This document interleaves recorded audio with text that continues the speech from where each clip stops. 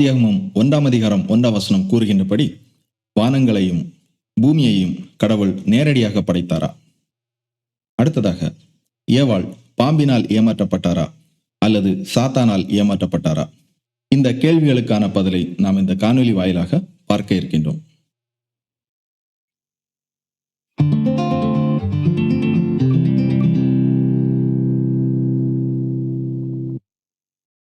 வானங்களையும் பூமியையும் கடவுள் நேரடியாக படைத்தாரா? இந்த கேள்விக்கான பதிலை தெரிந்து கொள்ளும் வகையில் வேதத்தில் உள்ள சில பகுதிகளை நாம் பார்க்கலாம். அதன்படி சங்கீதம் 33:6 கர்த்தருடைய வார்த்தையினால் வானங்களும் அவருடைய வாயின் சுவாசத்தினால் அவைகளின் சர்வ சேனையும் உண்டாக்கப்பட்டது என்று குறிப்பிடுகின்றார். மேலும் சங்கீதம் 102:25 நீர் ஆதியிலே பூமியை அஸ்திபாரப்படுத்தினீர், வானங்கள் உம்முடைய கரத்தின் கிரியையாய் இருக்கிறது என்று குறிப்பிடுகின்றார். இந்த பகுதிகளை படிக்கின்ற வேளையிலே ஒரு கேள்வி எழுகின்றது. ஆவியாக காணப்படுகின்ற கடவுளுக்கு வாயும் கரமும் எவ்வாறு காணப்படும் என்று. அப்படியென்றால் இந்த பகுதிகளை நாம் எவ்வாறு புரிந்து கொள்வது? எவ்வாறெனில், உலகத்திலே அதிகாரம் படைத்த நபர் ஒரு கட்டளை இட்டால் அதை யார் பெற்றுக்கொள்கின்றார்களோ அவர்கள் அதற்கான கிரியையை செய்வார்கள். மேலும் நாம் ஒரு செயலை செய்வதற்கு நம்முடைய கரங்களை பயன்படுத்துகின்றோம்.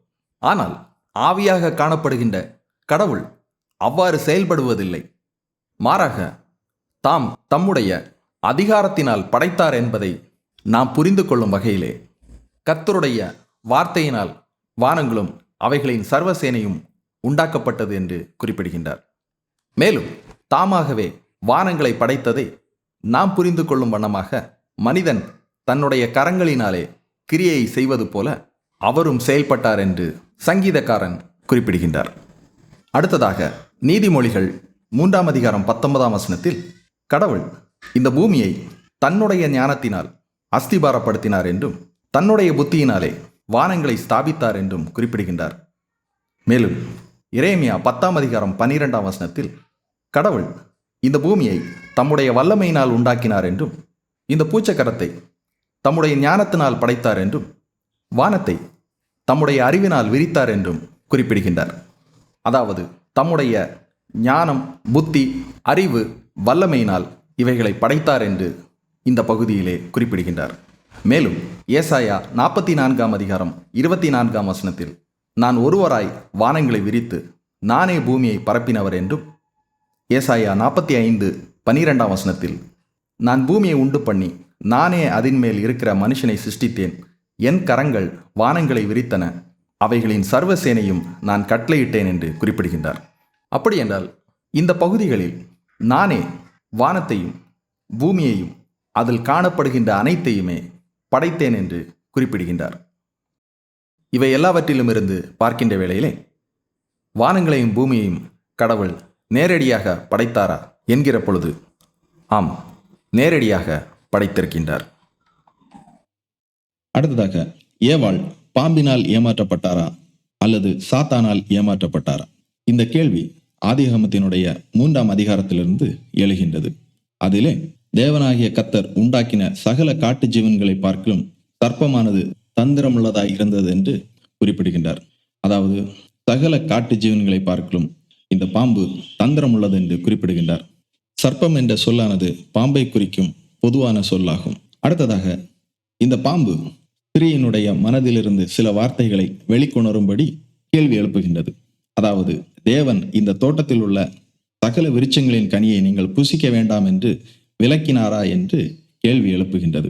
அதற்கு இந்த ஸ்திரீ பதில் கூறுகின்றார், நாங்கள் தோட்டத்தில் உள்ள சகல விருட்சத்தின் கனியை நாங்கள் புசிக்கலாம், ஆனாலும் தோட்டத்தின் நடுவில் உள்ள கனியை மட்டும் நாங்கள் சாகாதபடிக்கு அதை தொடவும் புசிக்க வேண்டாம் என்று விலக்கினார் என்று பதில் கூறுகின்றார். இதற்கு அந்த பாம்பு கூறுகின்றது, நீங்கள் அதை புசித்தால் சாவதில்லை, மாறாக நீங்கள் அதை புசித்தீர்கள் என்றால் உங்களுடைய கண்கள் திறக்கப்படும் என்றும் நீங்கள் நன்மை தீமை அறிந்து தேவர்களைப் போல இருப்பீர்கள் என்று தேவனுக்கு தெரியும் என்று குறிப்பிடுகின்றது. இதை கேட்ட ஸ்திரீயானவள் அந்த பழத்தை புசிக்கின்றார், ஆதாமுக்கும் புசிக்க கொடுக்கின்றார், அவரும் புசிக்கின்றார். அதனால் அவர்களுடைய கண்கள் திறக்கப்படுகின்றது. அவர்கள் தேவனுக்கு பயந்து ஒளிந்து கொள்கின்றார்கள். தேவன் வருகின்ற வேளையிலே நடந்தவற்றை கூறுகின்றார்கள். தேவன் பாம்பினை சபிக்கின்றார். அதனை ஆதியாகமம் 3 அதிகாரம் 14 மற்றும் 15 அப்பொழுது தேவனாகிய கர்த்தர் சர்ப்பத்தை பார்த்து, நீ இதை செய்தபடியால் சகல நாட்டு மிருகங்களிலும் சகல காட்டு மிருகங்களிலும் சபிக்கப்பட்டிருப்பாய். நீ உன் வயிற்றினால் நகர்ந்து உயிரோடு இருக்கும் நாளெல்லாம் மண்ணை தின்பாய். உனக்கும் ஸ்திரீக்கும் உன் வித்துக்கும் அவள் வித்துக்கும் பகை உண்டாக்குவேன். அவர் உன் தலையை நசுக்குவார், நீ அவர் குதிங்காலை நசுக்குவாய் என்றார் என்பதாக நாம் படிக்கலாம். இந்த பகுதியை பார்க்கின்ற வேளையிலே பாம்பு சகல காட்டு ஜீவன்களை பார்க்கலும் தந்திரம் உள்ளது என்று குறிப்பிடுகின்றார். இது பாம்பை பற்றி தான் கூறுகின்றார் போல தோற்றமளிக்கின்றது. இதை போன்று வேதத்தில் அநேக மிருகங்களுடைய குணாதிசயங்கள் குறிப்பிடப்பட்டிருக்கின்றது. அடுத்ததாக பாம்பிற்கும் ஸ்திரீக்கும் இடையிலே உரையாடல் நிகழ்கின்றது.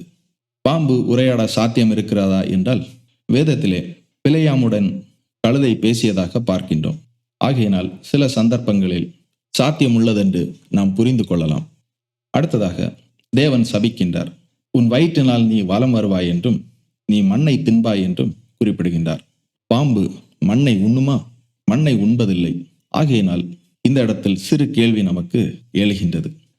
அடுத்ததாக உனக்கும் ஸ்திரீக்கும் உன் சந்ததிக்கும் அவள் சந்ததிக்கும் பகை உண்டாக்குவேன் என்று குறிப்பிடுகின்றார். இதை படிக்கின்ற வேளையிலே பாம்பும் மற்றும் அதனுடைய சந்ததிக்கும் மனித குலத்திற்கும் இடையிலே பகை காணப்படும் என்பதாக தோற்றமளிக்கின்றது. ஆனால் நாம் நன்கு கவனித்தோமானால் இயற்கையாக நாம் அவ்வாறு எந்த பகையையும் பார்க்க இயலாது. பாம்பு மற்ற காட்டு விலங்குகளைப் போல நாம் அவைகளுக்கு இடையூறு ஏற்படுத்தினால் அவைகள் அதற்கு பதில் தாக்குதலை ஏற்படுத்தும். ஆகையினால் இந்த வாக்கியமும் ஸ்திரீயும் ஸ்திரீயினுடைய சந்ததிக்கும் சாத்தானும் சாத்தானுடைய சந்ததிக்கும் பகை காணப்படும் என்பதை குறிப்பதாக தான் காணப்படுகின்றது. அடுத்ததாக அவர் உன் தலையை நசுக்குவார், நீ அவர் குதிங்காலை நசுக்குவாய் என்பதாக குறிப்பிடுகின்றார். இது படிக்கின்ற வேளையிலே ஸ்திரீயினுடைய சந்ததியிலிருந்து ஒருவர் வருவதாகவும் அவர் இந்த பாம்பினுடைய தலையை நசுக்குவார் என்பதாகவும் அவருடைய குதிங்காலை இந்த பாம்பு நசுக்குவதாகவும் காணப்படுகின்றது. இது நேரடியான பொருளை குறிப்பதாக தோன்றவில்லை. இது முழுக்க முழுக்க தீர்க்க தரிசனமாக கூறப்பட்ட பகுதியாகும். ஆகையினால் இதுவும் பாம்பிற்கு பொருந்தாது, மாறாக சாத்தானுக்கு தான் பொருந்தும். இதிலிருந்து தான் இந்த பகுதியிலே ஏமாற்றியது பாம்பா அல்லது சாத்தானா என்ற கேள்வி எழுகின்றது. ஆகவே நாம் சற்று விரிவாக ஆராய்ந்து பார்க்கலாம். முதலாவது, தேவன் உண்டாக்கிய சகல காட்டு விலங்குகளிலும் சர்ப்பம் தந்திரம் உள்ளதா இருந்தது என்று குறிப்பிடுகின்றார். இதே காரியத்தை புதிய ஏற்பாட்டிலும் 2 கொரிந்தியர் 11 அதிகாரம் 3 ஆகிலும் சர்ப்பமானது தன்னுடைய தந்திரத்தினாலே ஏவாளை வஞ்சித்தது என்று குறிப்பிடப்பட்டிருப்பதை பார்க்கலாம்.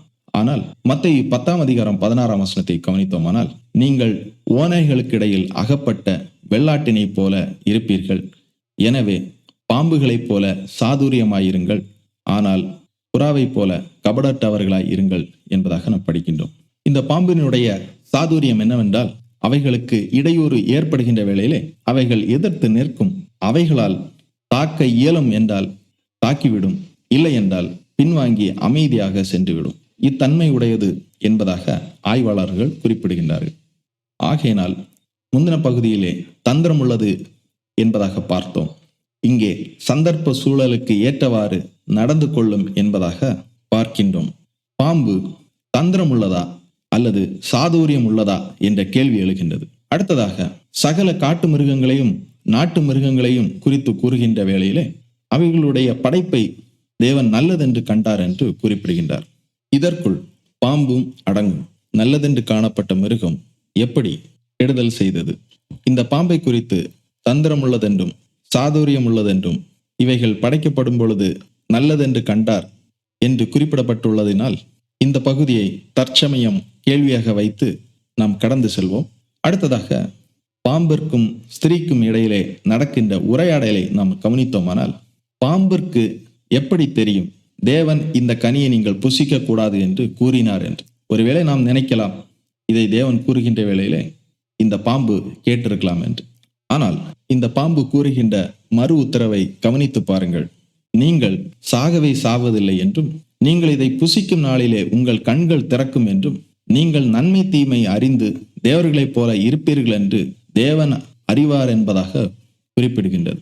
தேவனுடைய சாயலாக சிருஷ்டிக்கப்பட்ட மனிதனை விட தாழ்வான நிலையில் படைக்கப்பட்ட ஒரு விலங்கிற்கு எவ்வாறு உங்களுடைய கண்கள் திறக்கப்படும் என்றும் நீங்கள் நன்மை தீமை அறிந்து தேவர்களைப் போல் இருப்பீர்கள் என்று இவைகளெல்லாம் தெரியும்.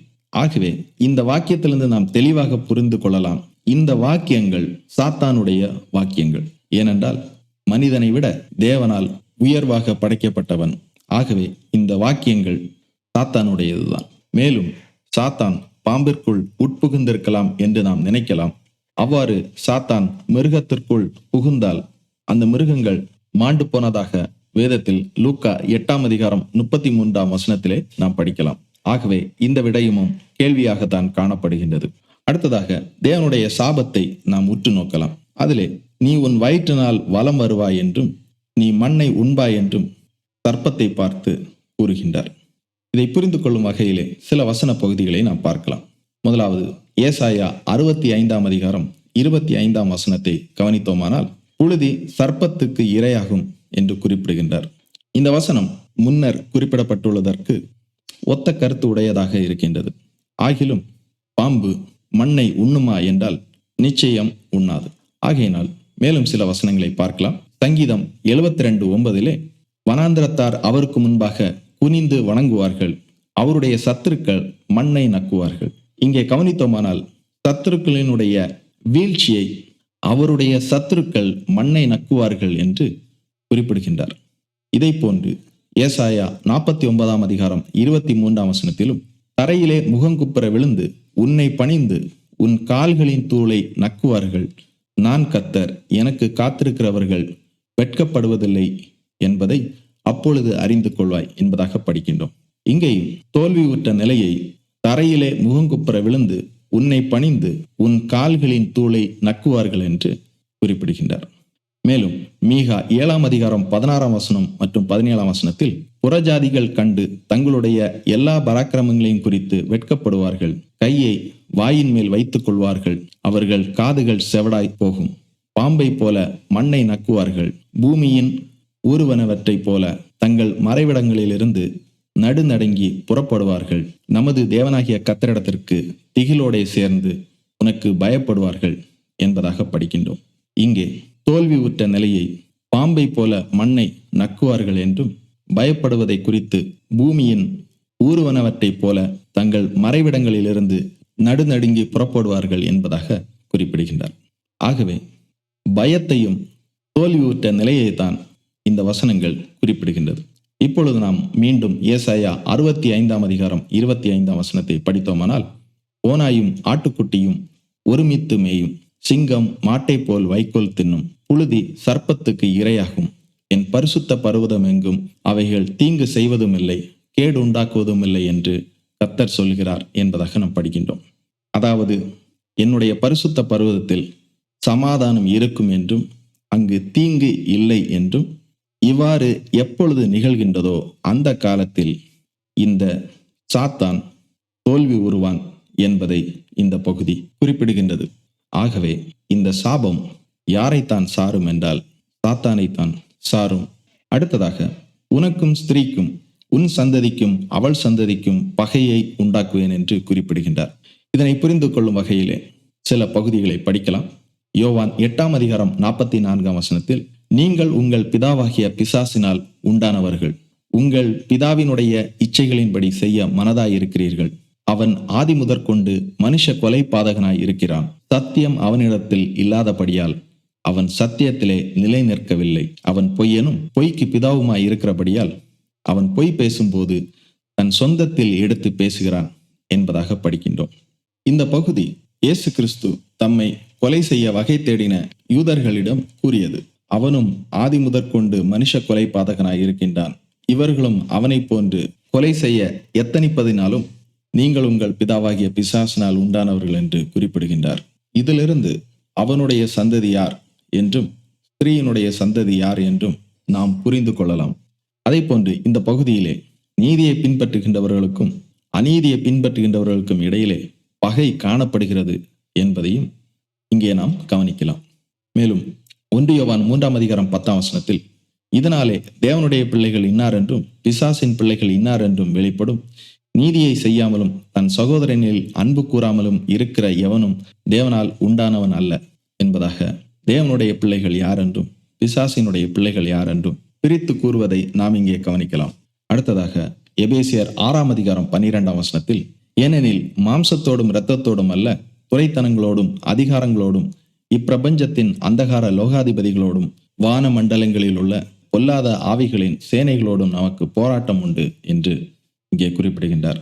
அதாவது சாத்தானை சேர்ந்த பொல்லாத ஆவிகளின் சேனைகளோடும் அவனுடைய வார்த்தைக்கு கீழ்ப்பட்டு அவனுடைய கிரியைகளை பின்பற்றுகின்ற மனிதர்களுக்கும் கிறிஸ்துவையும் கிறிஸ்துவனுடைய போதனையை பின்பற்றுகின்ற மனிதர்களுக்கும் இடையில் போராட்டம் உண்டு என்று குறிப்பிடுகின்றார்.